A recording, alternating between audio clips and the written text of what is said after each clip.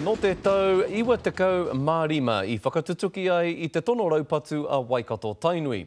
Te kau mā whitu tau i muri kei te tātari ake te iwi i ngā hua kuaputa. Me te aha e hare i te hua pūtea anake, engari he hua mātauranga anō hoki. Te miro mā, te miro whero me te miro pango i tai ki te whakamaumahara i te raupatu. Hei maumahara anō hoki ngā mahi o taku matua. I te wā e ora ana e hāpaitia tērā kaupapa mō te iwi o Tainui.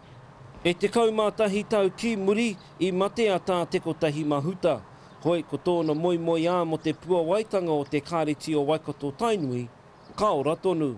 Noho mātou me nā tohuna o te wharewana no Waikato. Ki te āta waihanga ake, ki te kaupapa whakatipu ranatira i roto i nā mahi oha ki o mātou whakaaro, e āhua hanga ena ki te ao Māori. Kua utaina te tohu MBA Innovation o te ao, ki runga i te kāreti me te whare wānanga o Waikato. Arā te pueatanga o ngā whare mātauranga a iwi.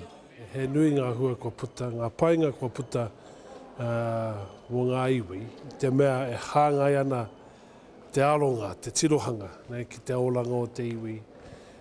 Ki ona tūmanako, ki ona wawata. Nā mā ngā tauira e puta nei ngā whare wānanga Māori e rā ahuatanga. E rā wawata e whakatutuki. Ko ngā ohaki o te āriki nui te atairangi kāhu, ko te kāreti he koha ki te motu, o tira ki ngā iwi taketake o te ao, me te tipu i ngā tauira o Tainui, hei mātanga o te ao. Pōtaka maipi, te karere.